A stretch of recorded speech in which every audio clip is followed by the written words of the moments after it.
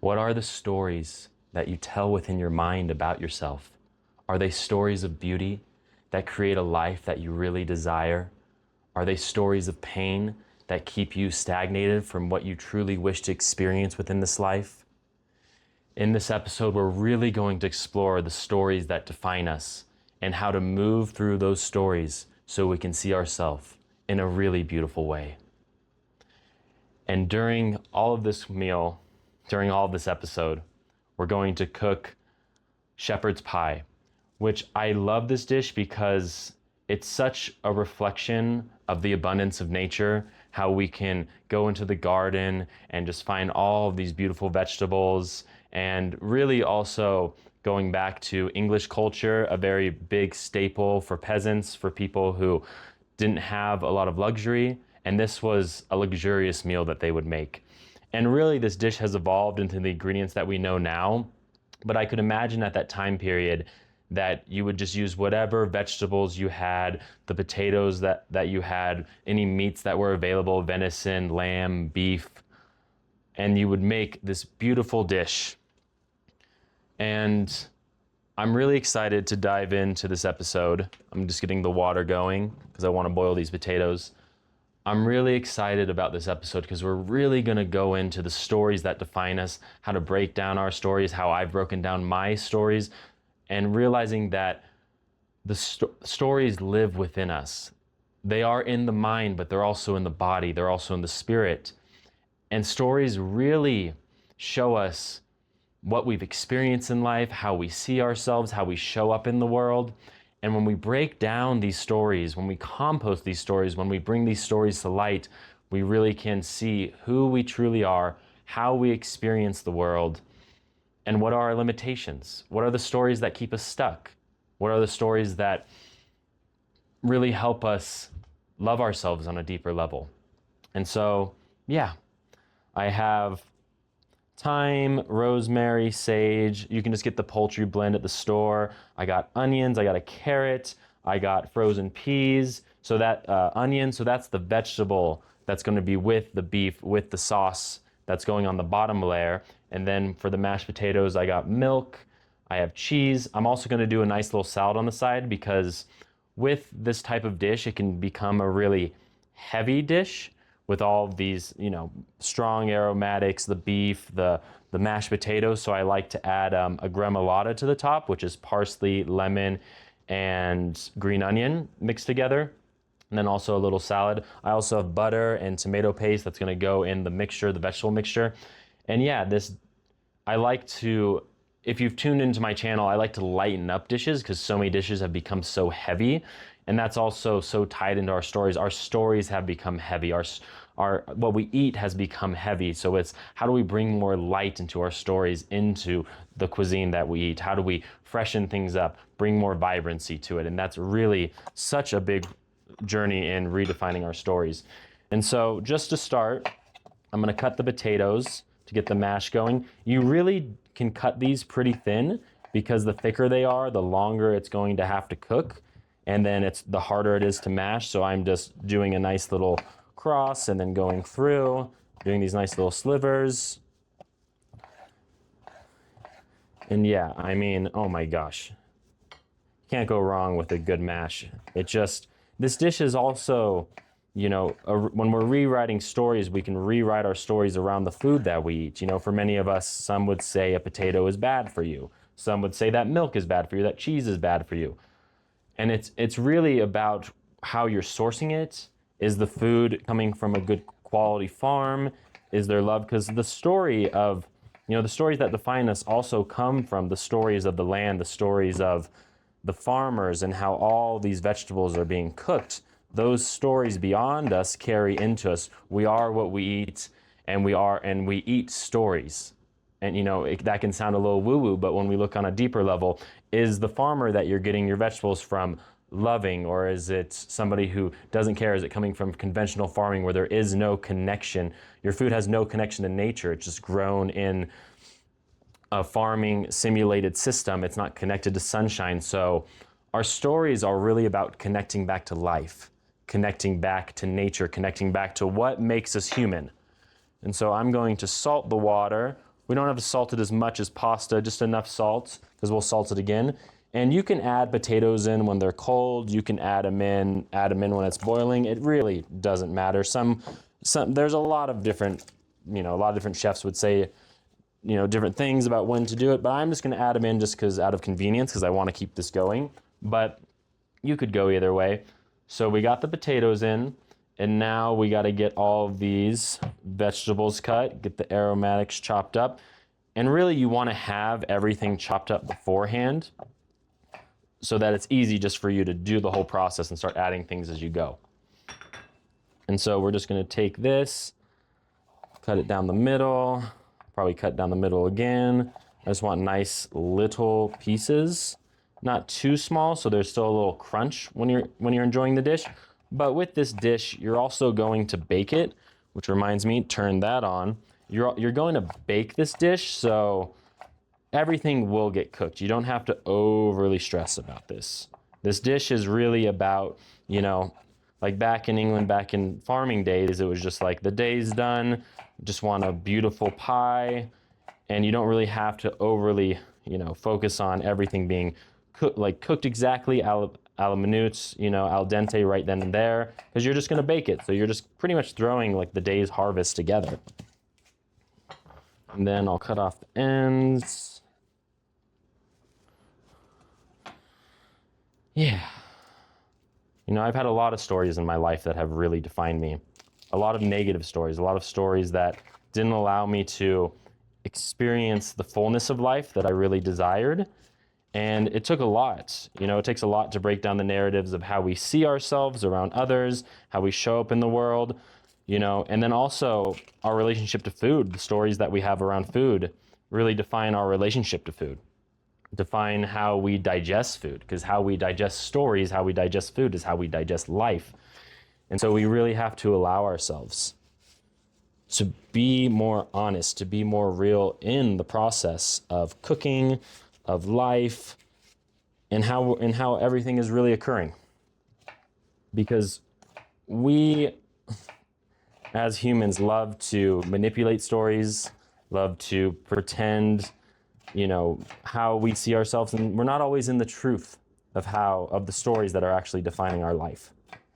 And it takes a lot of courage to want to examine those stories, to want to see life on a deeper level and experience more beauty, because how are we going to experience beauty if we have so many stories of pain that are defining us? I mean, for a long time, I've had stories of, I'm not strong enough, I'm not good enough, like my social anxieties, I'll never be able to overcome some mental disorders, I'll never be able to overcome my food sensitivities and my allergies. And this dish is also a reclamation for myself, because I used to be extremely allergic to dairy, and now I can process dairy in a really good way. I can't do it all the time, but I had to break down the stories that I was allergic to these things. And I mean, everybody's different. Like some people have true allergies and some people just more have intolerances.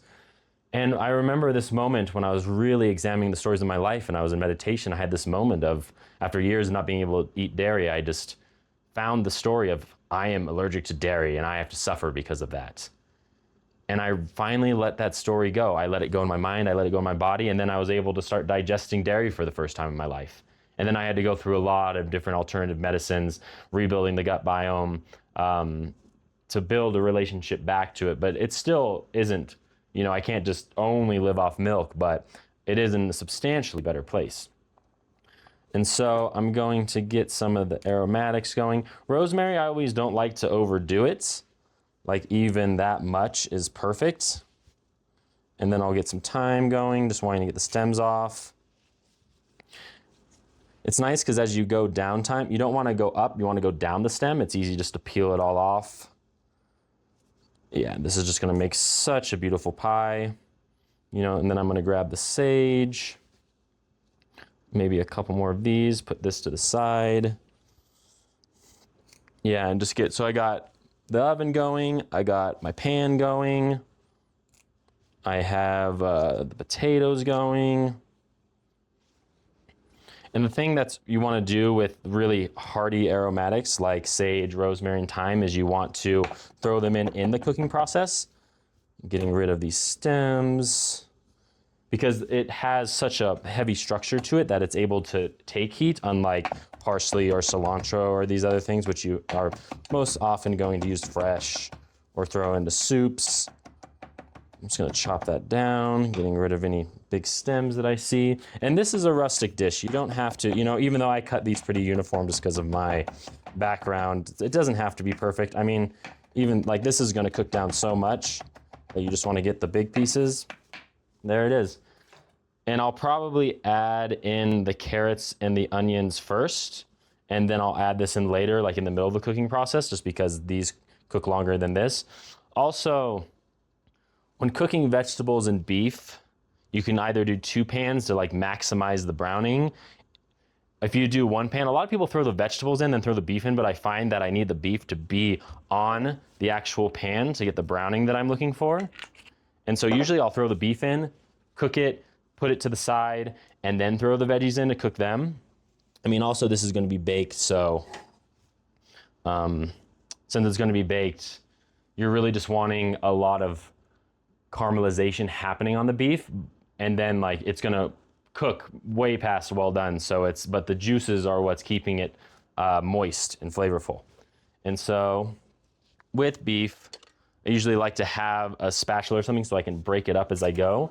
And I'll just break it up into little pieces. I don't like to throw the whole thing in and then try to break it up. And get that going. All right, now I'm gonna drop these in. Oh yeah, that's a good sound. Nice. Yeah, and I mean, I've had so many moments in my life that I've really had to examine the stories that define me. This is a pretty radical story, but I was in, sorry, Mom and Grandma, but I gotta tell the story. I was in Los Angeles with one of my really good friends, and we took LSD, and we were walking through Los Angeles, and I had this moment where I really started to realize I am not the main character of my story. I started just to really feel that like I am the pen, the paper, and what am I writing in my life, and how much all of my conditionings and societal programming really dictated who I am. And I wasn't actually myself. And simultaneously, one of my really good friends, we were like walking by a gym, and he ran up to the window and everyone was biking and screamed at them, "You're all animals." And it was so hilarious and profound in that moment to be in such an existential moment, and my friend just being off the rails a little bit. It was, I mean, when you're young, you do some rebellious and wild things.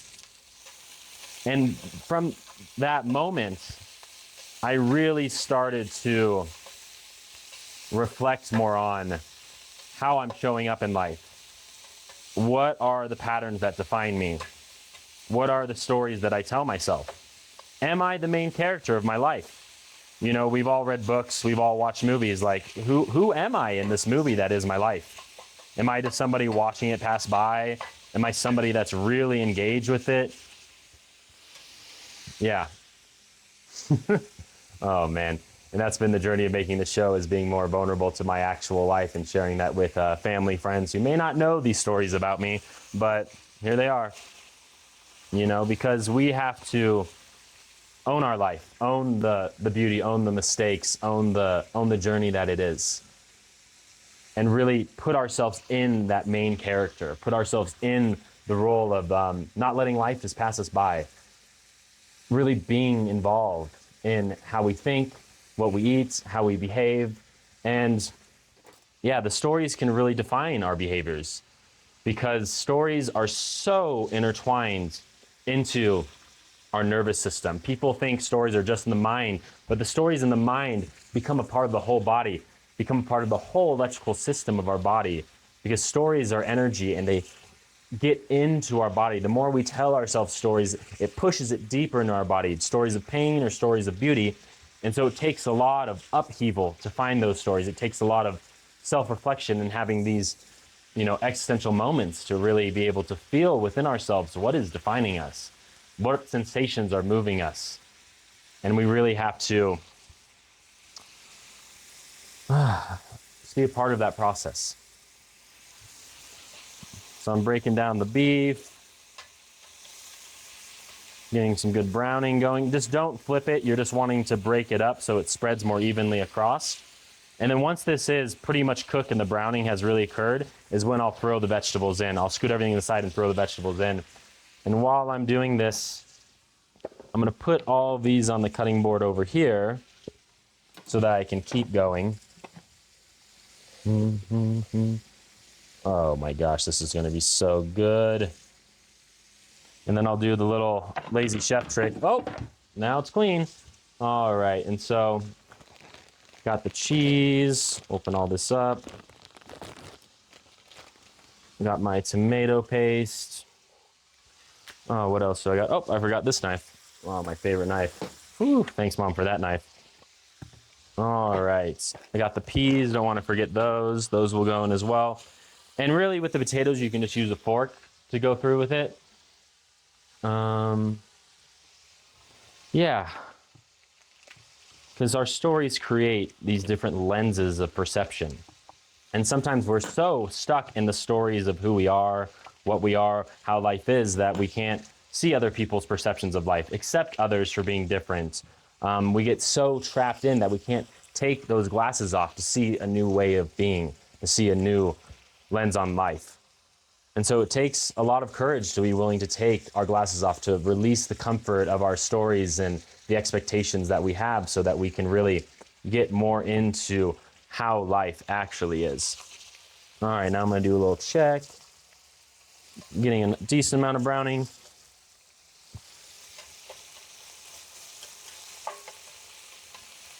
You know, and if you don't get a lot of browning, it's okay. It's not the end of the world. It's just gonna increase the flavor, but make this dish as it is. Making food isn't about this perfectionism mindset. It's just about having good intentions, going for something fun, and enjoying yourself along the way. And I feel like that's how life should be. Our stories should be supportive, beautiful, allow us to see the awe and wonder that is life. Because if we're so stuck in so many stories of, you know, life is dumb or meaningless, or, you know, just all these different ways of, you know, I don't enjoy being around people, I don't enjoy how the world is, which, I mean, I can understand there's a lot of shit that's going on. We can take those stories, but also realize they don't have to be the defining factor in our own reality. We get to create the reality that we wish, as we're also moving through life where we don't have complete control over reality. You know, I see life as a co-creation, like, you know, call it God, call it the beauty of life that wants to see us in our brilliance.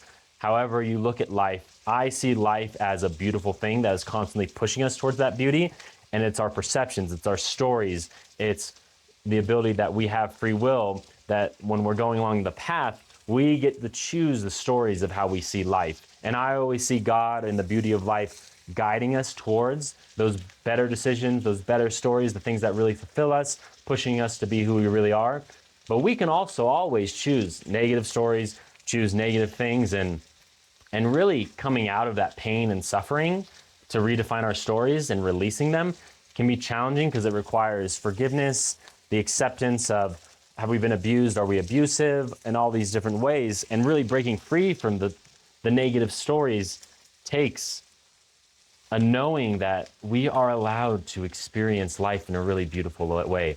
We can be forgiven. We are loved, we are cherished. And I mean, that's, you know, getting existential. You know, many people could believe that beyond us, beyond, you know, our physical reality, is there a force? Is there a divine nature? Is there God that actually cares for us? Or is something out there, is everything just overly negative and we're trying to find beauty along the way? Those stories really shape us too. Not many realize how much not just our personal stories, but our greater stories of how we see life really define how we experience life. All right, I'm gonna flip the beef since I've got some good coloring. You know, I don't have to worry about it being cooked perfectly because it's gonna go in the oven. And this is the moment where, you know, I said not to add these in, but I think it's fine, actually, now that I think about it. I'm gonna add all this in. And so what we're doing with this, spreading it across, getting some salt. You always want to salt a new ingredient as it comes in the pot. And what we're doing is we're cooking all this together and make a nice medley.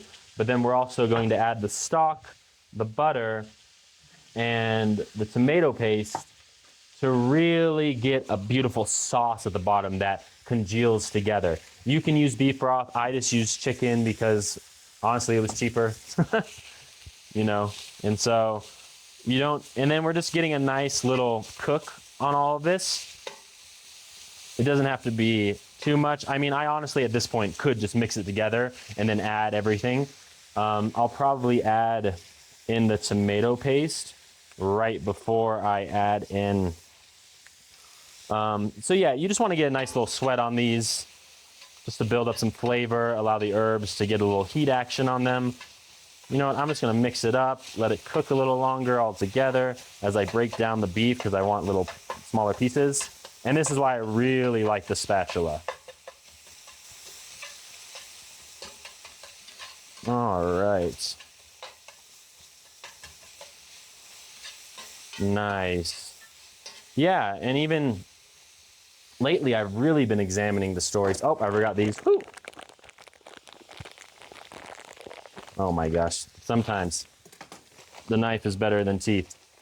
Just put a decent amount in. A little bit of salt. Yeah, oh my gosh. And you can use many different types of peas. I have frozen peas, but getting like nice fresh spring peas or summer peas, ooh, that could take this to the next level, you know? But you just work with what you got and what's available. That's the whole purpose of this dish, is just working with what you got.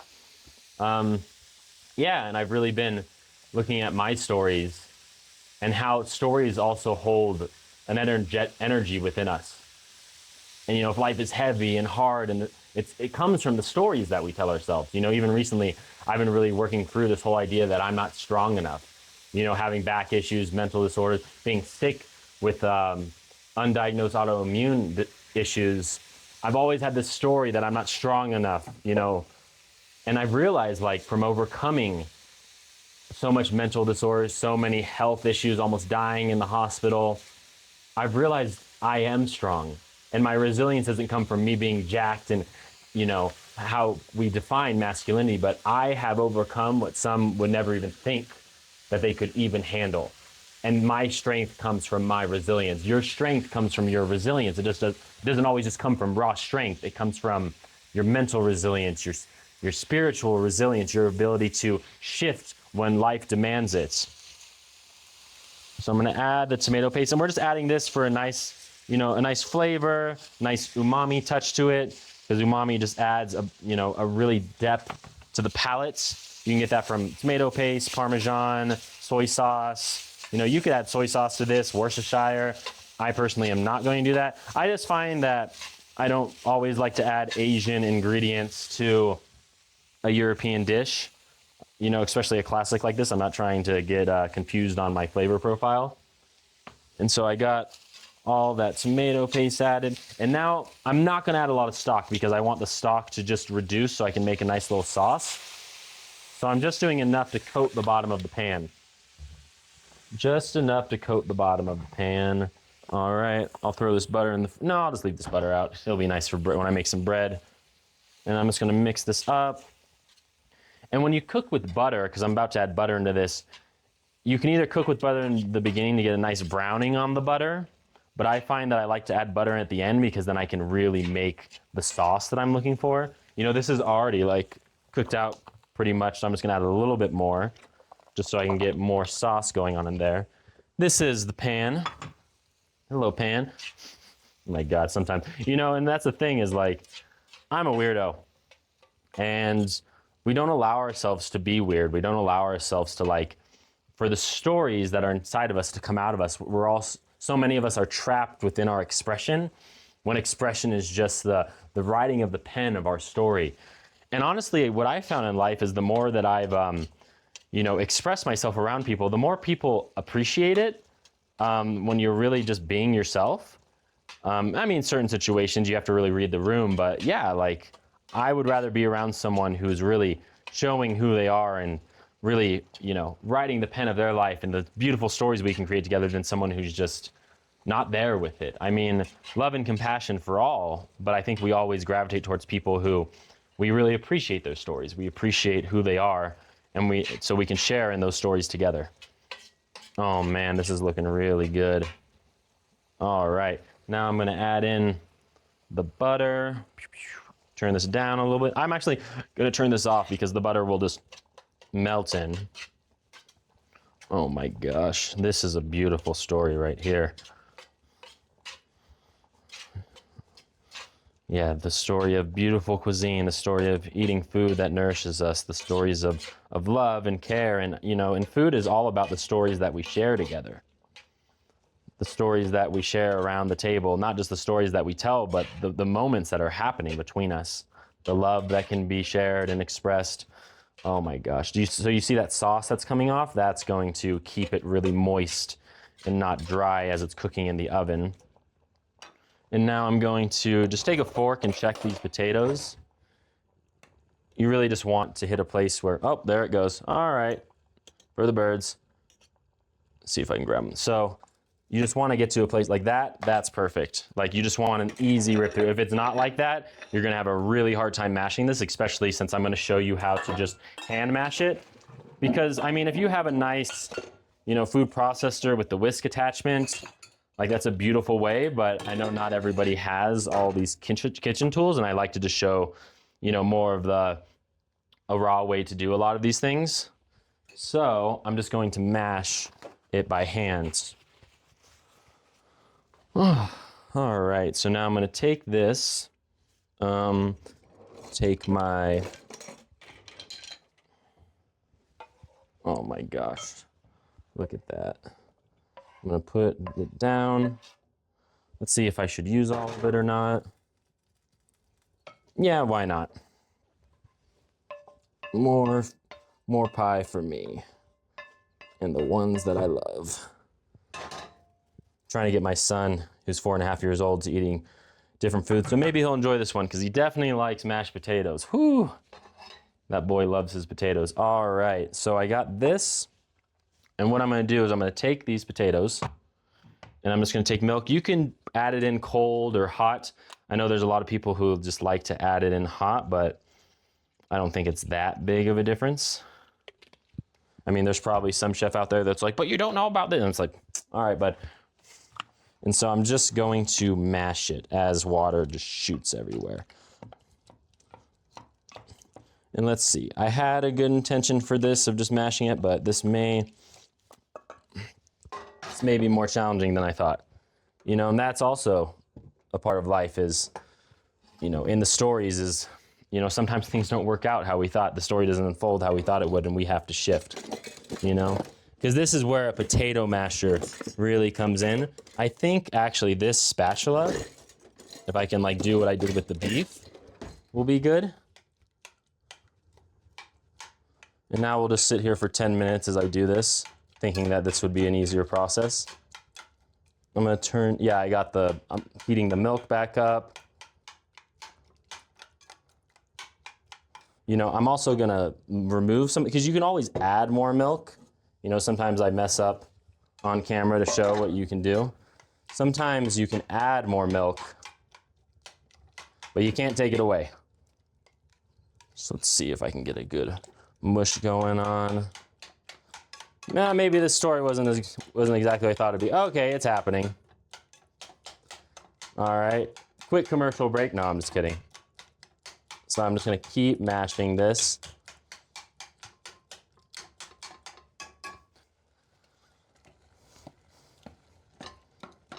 Nope, I think I'm just gonna keep mashing it by hand as it cooks.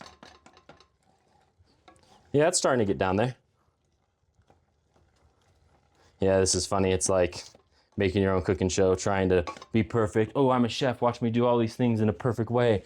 You know, and I think that's how so many of our stories are, is we think we have to be this perfect being, we have to show up in this perfect way for our story to matter, for people to value us. And I think sometimes when things don't go our way, we have to be willing for the story to change. We have to be willing for the story to grow in a new way. I'm gonna add more salt. I'm gonna take the heat down a little bit. All right. And maybe I'll just keep talking about stories. What was that? Something happened. Something fell. You know, but I also wanted to do this because I wanted to, you know, bring that mashed potatoes doesn't have to be this overly complicated thing. You know, and then I'll just get on the edges. I'm making this as rustic as I possibly can. My God. This is our rustic mash. Oh, that's doing good. All right, spin it too. Yeah. Yeah, we really have to be careful of the stories that we tell ourselves. Because then life can get really hard. You know, especially the stories that others are going to put on us. Like we're dumb, stupid, are shy. Yeah, just all these different ways where we just don't feel good about ourselves. Check that out. Yep, that's mashing together. All right, so you got to hit and you got to spin as well. And I want a little bit of a chunkier mash. So this is going to be perfect. I also wanted some black pepper, if I even know where that is. Wow, I'm really pull it together. So no, it's just, this is what I wanted. I wanted the raw. Here's the raw cooking show. Oh my gosh. Yeah. It's hard to overcome the stories of self-betrayal, shame, hating yourself, feeling like you have been abusive to others, have been abused, being a victim, victimizing others, you know, bullying, not being bullied. It's, those stories can just really get to us. You know, when we want to just experience the beauty of life and we feel it in our gut, we feel just, my gosh, it's so like, kind of like earlier when I was trying to mash this, like it's just not working. It just hurts. And it takes courage to really look at it. It takes courage to want to change those stories within us and to confront our pain. Because a lot of the time transformation comes from the confrontation of pain, the confrontation of our suffering, and bringing new light to it, seeking something greater than us to support us. All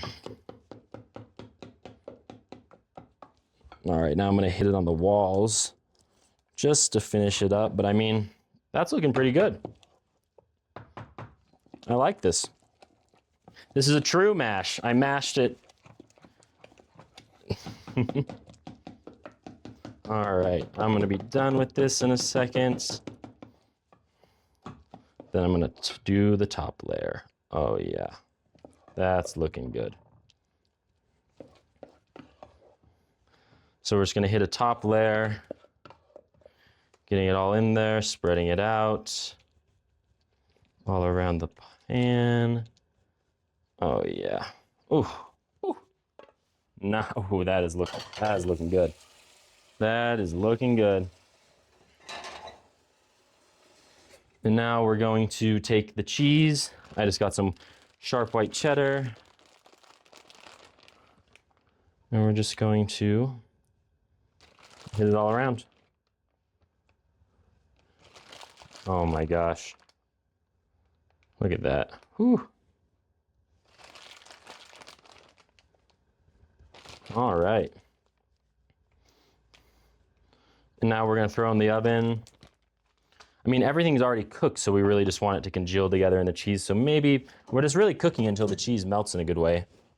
So I'll throw that in there and we'll return in a little bit when this is done.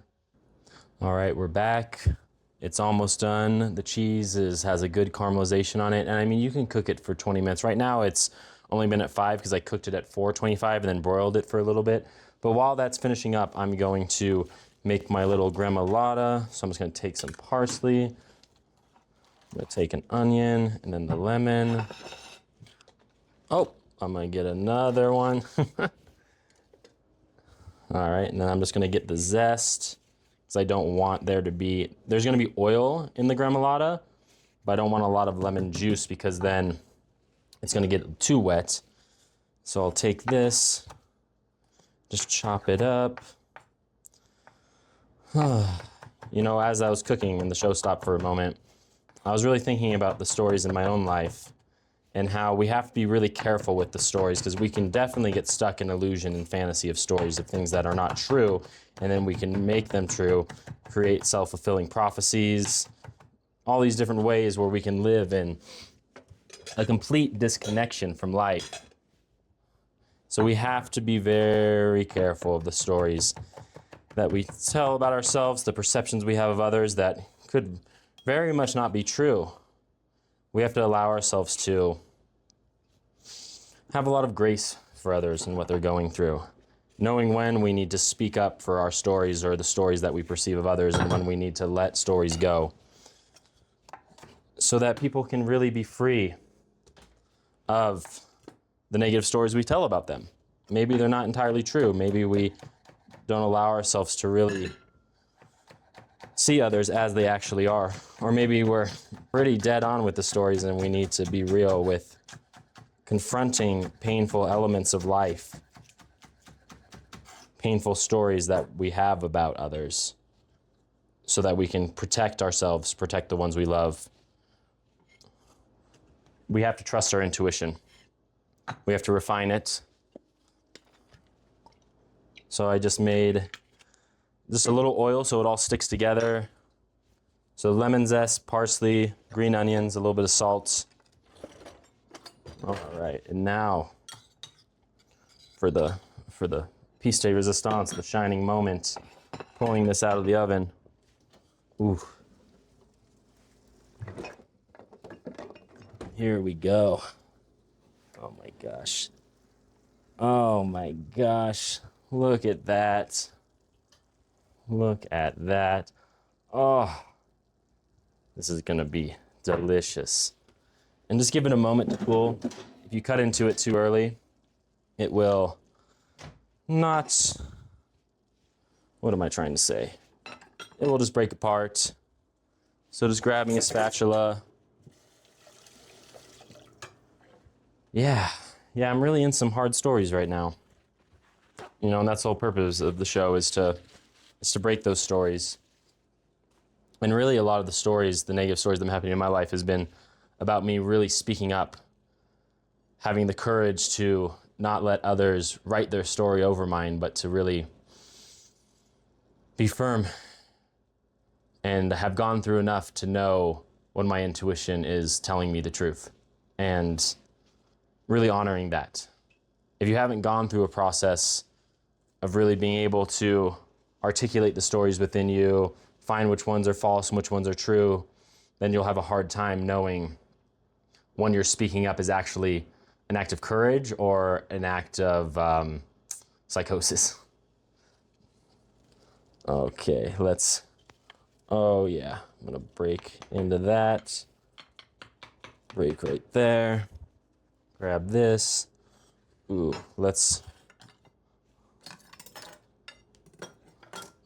now the moment of truth, the scoop. Ooh.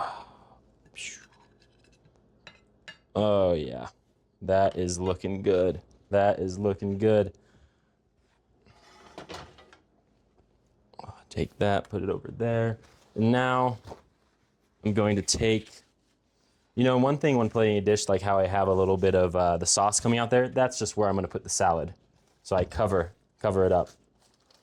So I'm just taking a little bit of the greens, just taking the balsamic,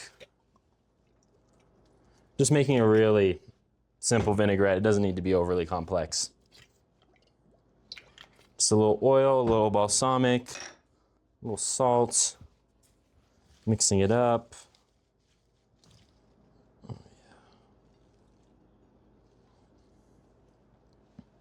Oh my gosh. This is looking so good.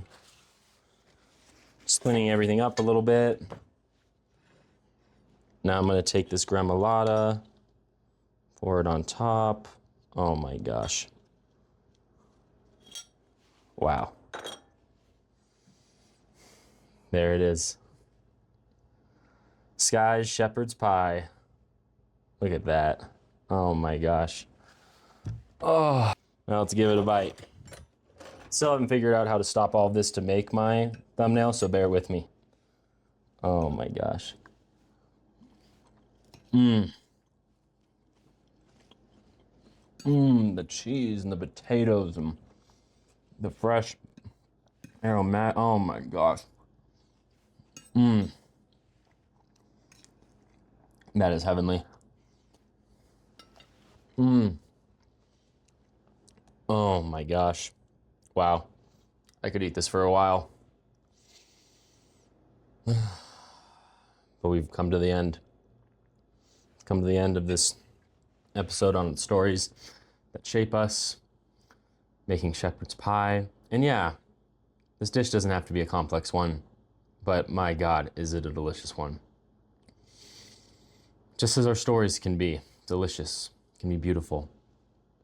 I hope that you tell yourself stories of love, stories of beauty, and the stories of pain that you've written in yourself. I hope you really go into those stories, excavate them, and rewrite a new story, grabbing the pen of your life and writing something incredibly beautiful. Because you deserve it. You're worthy of a beautiful story. Thank you so much for joining me in the show. Such a blessing to have you here. And I'll see you next time. Take care.